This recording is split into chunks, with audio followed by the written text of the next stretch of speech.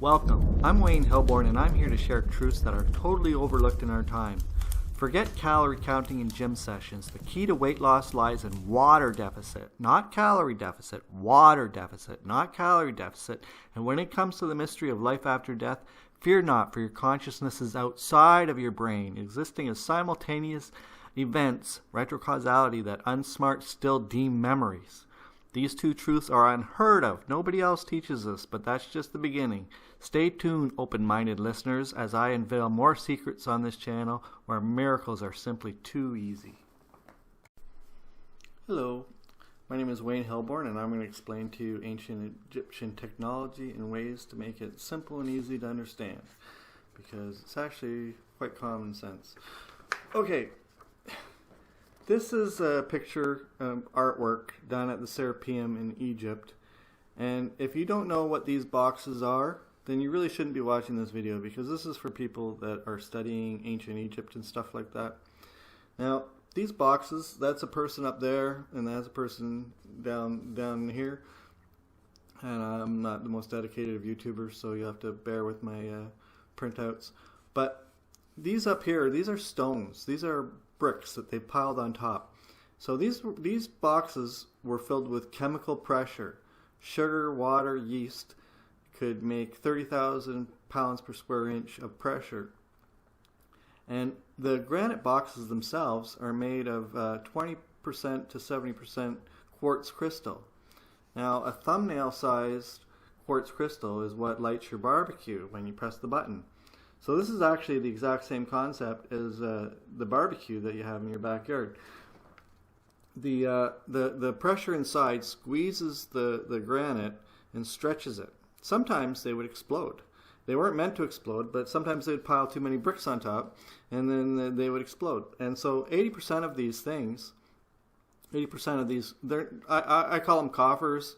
They're not sarcophagi. They've never found any bodies or anything inside of any of them. They might have found bull parts, but they use bull lipids as the sugars mixed with yeast to create the pressure.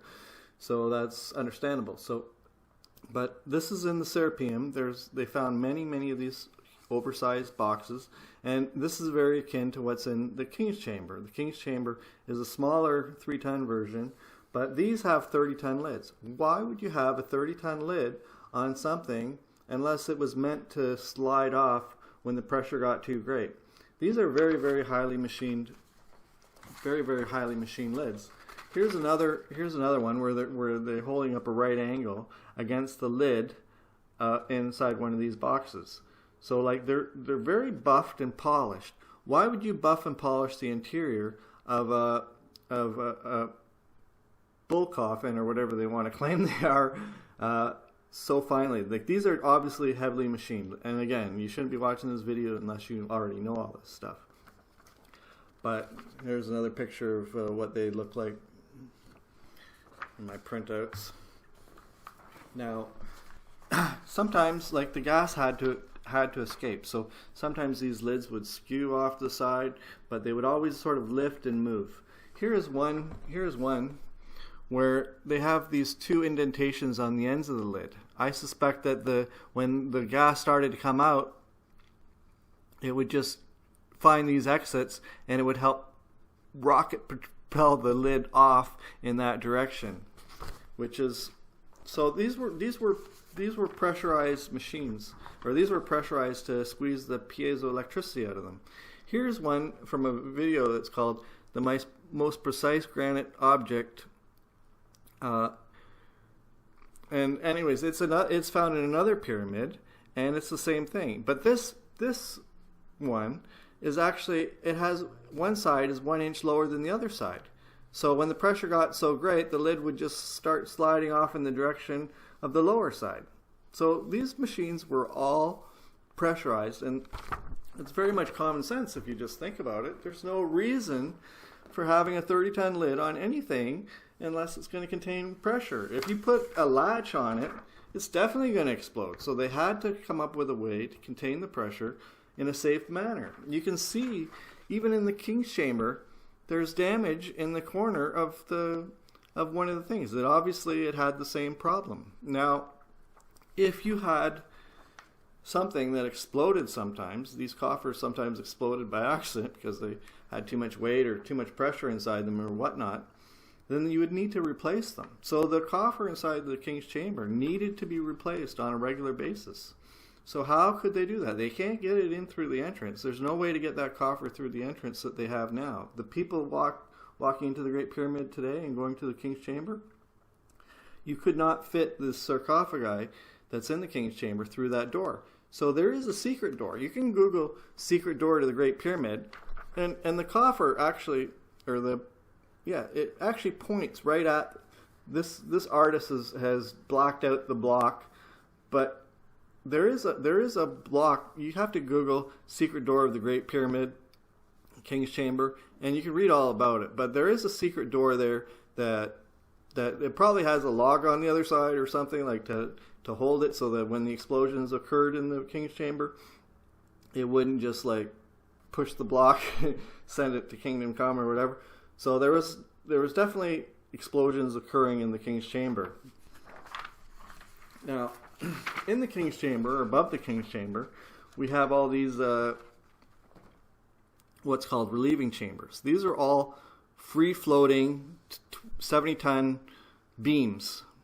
Now, if you had an explosion that occurred in the King's Chamber down here, then what would happen to these beams above is they would lift a little bit, like really, really fast.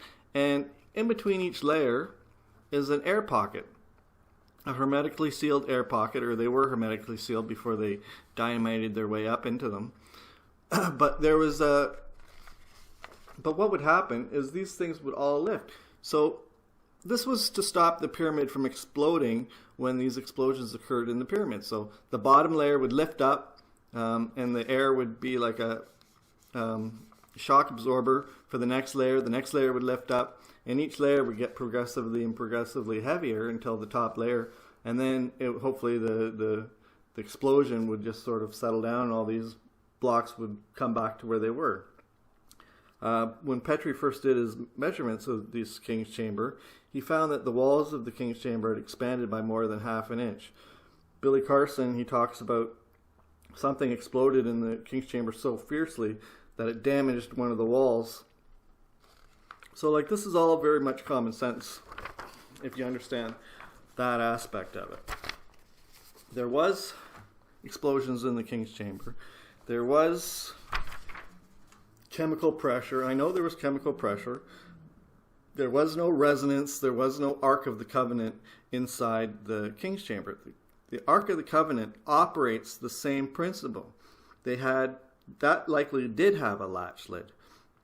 So what they would do is they would pressurize the Ark of the Covenant with yeast and sugars and water, and get such an incredible amount of pressure going in there, and they would be lined with quartz crystal to create piezoelectricity inside. So you wouldn't want to go near with this pressurized Ark of the Covenant. Now, when they took down the walls of Jericho with the Ark of the Covenant, which is a biblical tale, said that they needed 7 days. The Ark had to be at the wall for 7 days. They say, God told them they had to be 7 days, march around the walls of Jericho or whatever. But no, they had to bring the Ark to the wall. They had to fill it with water. They had to add the yeast and the sugars and everything like that. Wait for 7 days for the pressure to build. Then they had to get it up against the gate, and then the force of 1,000 men yelling, the Jericho's wall come tumbling down. But it wasn't men yelling. They weren't used to hearing explosions back then. They didn't have dynamite back then, so this was the closest thing they had to dynamite was these coffers. So these were all pressurized. Now let's talk about the Assyrian. Now, to understand the Assyrian, it's one of the most complicated topics to learn, is you have to understand what a magnetron is. This magnetron is inside every single microwave, and it has a central anode, and the electrons, everything's waves, so when I speak about electrons, you have to think of it as your own version of electrons or what they are. But the electrons would go and change from positive to negative, and it's like everything's static electricity, and the pyramids were static electricity generators. So like I wanted to talk about that briefly before I go back to the pyramid. So here's the magnetron that's in your microwave, and here's a diagram of a place in Egypt called the Assyrian. Now each one of these cells, see these cells? Each one of these cells, well, the square version above is a planar magnetron. This is just like a magnetron in your microwave. Magnetrons are what helped develop radar, and now they're in every microwave. This is what made microwave technology possible. You're creating the waves with this. So it's all wave technology and stuff like that. But each one of these cells is 2 meters by 2 meters. It is freaking huge. So here's the Assyrian. Okay, well, here's the Assyrian, just to give you an idea of how complex it is. This is a person standing next to one of these megalithic beams. So this is a megalithic site that's underground. It's buried underground. And if you don't know what the Assyrian is, then you shouldn't really be watching this video, because this video isn't for the unsmarts. It's for the people that are investigating this technology, because I'm explaining to you what's going on. Now, here's a nice picture I'm holding up of what it probably looked like when it was all done. So they had everything was underground. They had all the cells here. This magnetron was contained underneath. They had a north and a south side endings or whatever, and they had, anyways, it's all, it's basically a large magnetron. Everything in Egypt had to do with static electricity. They were very much into static electricity. I want to do another video explaining what the Ankh is, because so many people are confused. But the Ankh means negative ions. Like when they, like, here they are surrounding someone with negative ions. Notice that the people in hieroglyphs always have bare feet. And it's not because Egypt lacked shoe technology. They had shoes back then. They knew the benefits of grounding. If you don't know the benefits of grounding yourself, you should watch the video called Earthing, Grounding, or The Remarkable Science of Grounding, or something like that on YouTube. Because grounding has been proven by science now to reduce inflammation and pain and suffering and stuff like that. I'm grounded while I'm talking to you. Like, I have this grounding mat, and it's plugged into my wall, which goes to the grounding, which goes to the earth outside. So I'm grounded while I'm speaking to you. So I think that being grounded is important. So I ground while I sleep, I ground while I type, I ground while I work, and I ground while I'm making YouTube videos. So here's people showing here's a video showing negative ions. Notice they're at different levels and stuff like that. They're standing on platforms when they're doing this. Now here's a common picture in Egypt. You see a lot of times these guys will have like pointed skirts. The skirts seem to point outwards to an end. Now, I suggest this is static cling, or they're representing static cling. So they're trying to show the triboelectric effect to people that can't grasp the word triboelectric or whatever at the time, because the people that they're sometimes taking them from farmers, or they'd be training people from Greece or something like that. So they needed like pictograms to sort of train the people. So a pointed skirt would be positive ions, and the Ankh would be negative ions, and stuff like that. Now, the pyramid was a static generator. You have to like study static electricity and the old static machines and stuff like that to learn. It's pretty complicated. There's a guy called Giza WS or something on YouTube that I thought was kind of fun. But anyways, what they do is they take they seem to have taken the hydrogen from the bottom of the pyramid.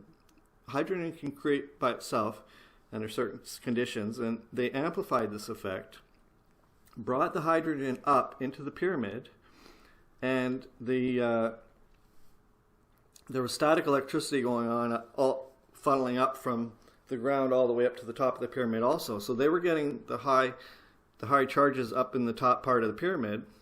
Now the hydrogen was easily once hydrogen is made, then it's forced up through the air. And when the air reaches the Grand Gallery condenses. And if you don't know what the Grand Gallery looks like, you shouldn't be watching this video, because this video is on ancient video tech, or ancient Egyptian tech, and if you don't study it, then you wouldn't know. But the Grand Gallery is stepped up. So as the hydrogen rose, it would actually condense back into rain. It's my view. That is something I'm not sure about. I'm sure that these things exploded. I'm sure that they were pressurized. I'm sure that the King's Chamber was designed to contain explosions. I'm not sure that they used drop generators in the typical sense, but these the hydrogen would go into the top of the Grand Gallery, where it would be mixed with oxygen, and it would turn back into rain. So the rain would function a drop generator inside the Grand Gallery, creating the electricity or whatever that. Anyways, that's just one theory. These pyramids were all built around crystal energy and stuff like that, which is something that I don't want to talk about here.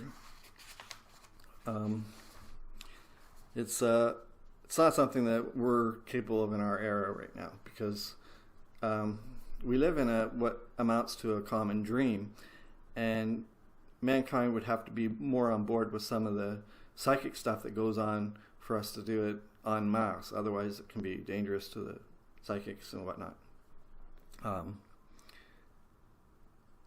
So anyways, I'm going to pause this just for a second because... Hello, I'm still on the Egypt video. I just had to pause it to print out this other thing. I forgot to print this out earlier, but this is two Brian Forster videos, and these are highly machined lids found in the Cairo Museum. And it seemed to intrigue Brian Forster enough that he uses the thumbnail for two of his YouTube videos. But if you think about, these are like donut-shaped bowls that are on top of the granite lids of these coffers found in the, they're smaller coffers, they're not like in the Serapeum. But I want you to think about how much work goes into this, because they didn't just like make round bowls and glue them to the lid. They had to like remove all the granite surrounding these bowls to make these protrusions. It's like Göbekli Tepe. People don't think that some of the animals in that we see protruding from the columns at Göbekli Tepe, they weren't like just stuck on afterwards. Like people like smoothed all the stone around it. So there's a lot of work that went into making this thing. Now, I suggest that this is a lamp, because I've already told you that these coffers, or the coffers in the Serapeum and the pyramids, were pressurized with yeast and sugars and water, or bull lipids or whatever. But if you held up, if you took mercury vapor, and they had mercury in Egypt, and if you put it in a glass bulb or something, a round glass bulb, then you would have a fluorescent light. If you put mercury vapor inside a glass tube, that's what a fluorescent light is. That's what lights up our world today, is fluorescent light. Or any of the Nobel gases. It doesn't have to be white light. It could be like neon or whatever. So if you held up a fluorescent light against a Van de Graaff generator, it would light up. And same with these coffers. The piezoelectricity inside would send off ions that would be capable of lighting up light bulbs. So what they would do is they would put lights on top of these coffers. Now something got lost in the translation. They were telling people, they were saying, oh, these coffers, they mean sarcophagi.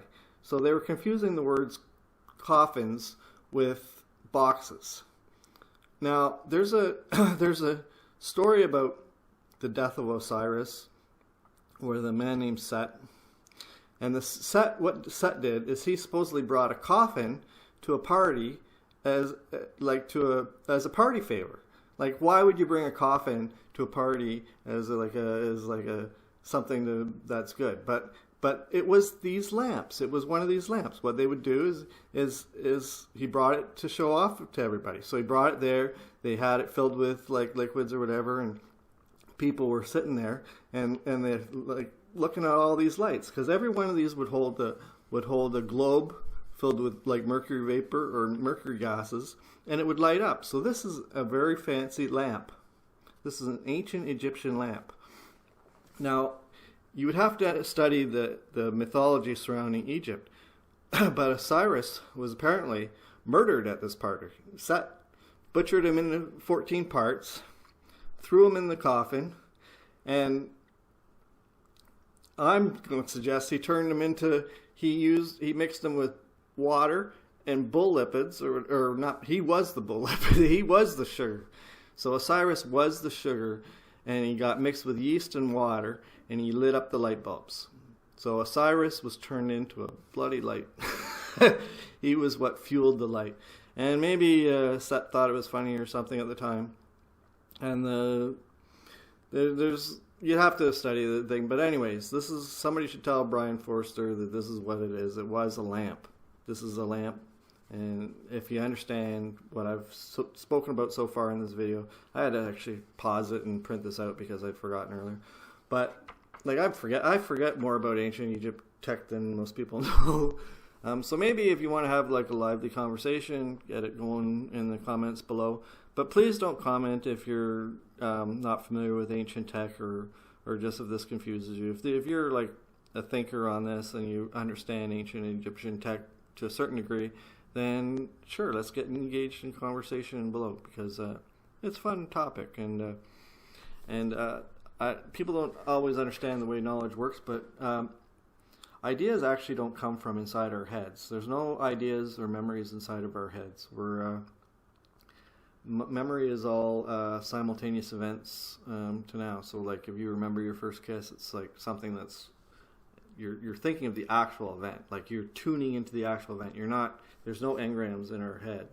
So our brains don't hold any ideas or memories or thoughts. Thoughts are all conscious themselves, which is probably not really for this video.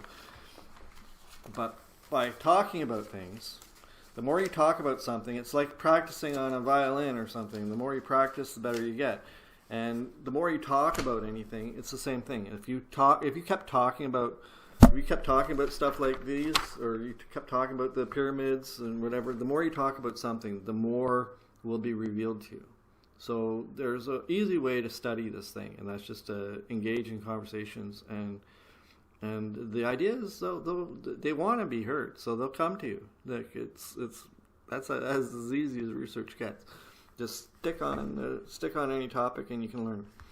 So anyway, so that's basically I don't know. Like I said, I've probably forgotten a lot of stuff to say, but that's probably more than what you might have known before.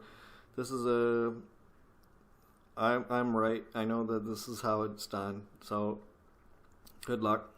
Happy researching. Goodbye. Blessed be. Be blessed.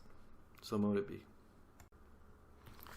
Hello, before I quit this video, I just wanted to come back on and just quickly say there is a lot of merit, and I agree 100% with Christopher Dunn when he says that they use hydrochloric acid through one of the tubes in the Queen's chamber, and that's what's caused the eroding on Gaddenbrink's door. And you have to listen to Christopher Dunn explain how hydrogen was created in the Queen's chamber. I don't want to go into his stuff too much, because if you're watching this video, you should already be familiar with Christopher Dunn and his work.